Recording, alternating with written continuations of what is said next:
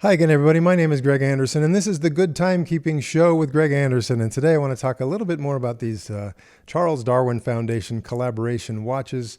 They're marketed to help support the Galapagos Islands and help to preserve that beautiful part of the world. Well, when these came out a few months ago, I thought maybe that was it, kind of a one-time thing that Casio was collaborating with the Charles Darwin Foundation.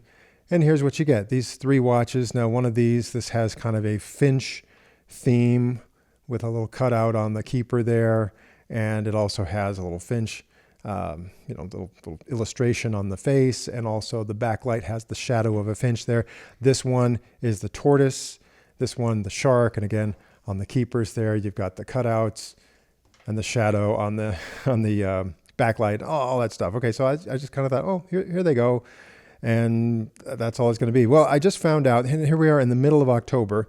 Sometime in the next month, they're going to come out with two more Charles Darwin Foundation collaboration watches, and they will be based on this CasiOak here, or this CasiOak here. Now, okay, the CasiOak, this one I've modified with a third-party kit, so don't get too distracted by that right now. I've got a video about that. I can link to that in the description of this video. But in case you haven't been paying attention, the CasiOak is the nickname for these 2100 series watches that have that kind of octagon shape that are reminiscent of the Royal Oak watch. So a lot of people were excited about the CasioOaks. And when they first came out, they were a lot like this, with resin bands and resin faces and some different color variations. This is one of the most colorful ones they've come out with, this bright yellow one. This one, when I first got this one, it had a black bezel and a black watch band. And so again, I bought a third-party kit to kind of do a metal conversion on that. In the last couple of years, Casio has come out with full metal versions of the CasiOak. Some of them have just traditional. They run off of a battery and they have a quartz movement, and that's all they do. If you say, well, that's all they do. These two, the reason I got interested in these was that they introduced the solar-powered version, the tough solar versions, and these also use Bluetooth to set themselves to the right time and to maintain accuracy. So they're a little bit different from some of the releases out there. Since I bought these, again, Casio has released many different versions, full metal, with or without Bluetooth, with or without tough solar, but so far these are the only two I have purchased. What I can tell you from my source at gcentral.com is that the new Galapagos Island Charles Darwin Foundation collaboration versions of these will be based on the same kind of modules that are in here, that being with Bluetooth to keep them set to the right time, and with tough solar to keep the batteries charged. So if you want to get, complete your Charles Darwin Foundation collection with a couple more of these CasiOak versions, you can look for those. And I'll just kind of show you the illustrations that G Central shared with us.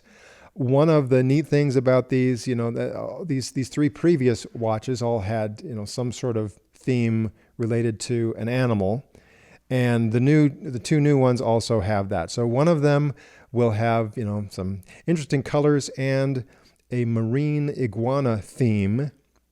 So what you see there is, like on this watch here, this little pointer on the dial, typically when you're in just the regular timekeeping mode, will point to the battery level, low, medium, or high.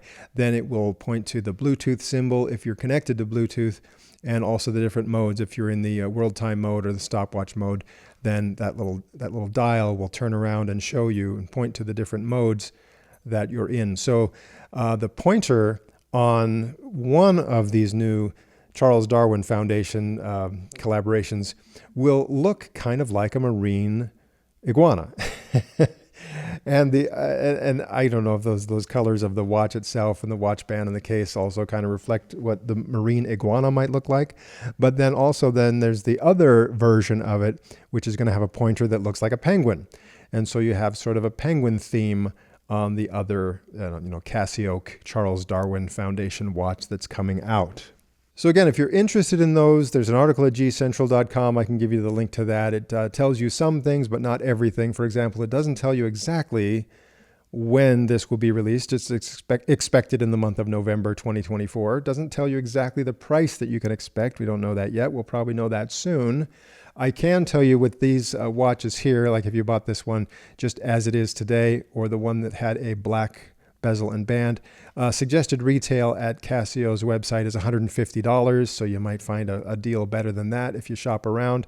I don't know if it'll be $150 for the Charles Darwin Foundation collaborations or if it'll be a little bit more, but I would expect it to be somewhere close to that price. And again, if you shop around a little bit, you might find a bit of a discount from the actual suggested retail price from Casio.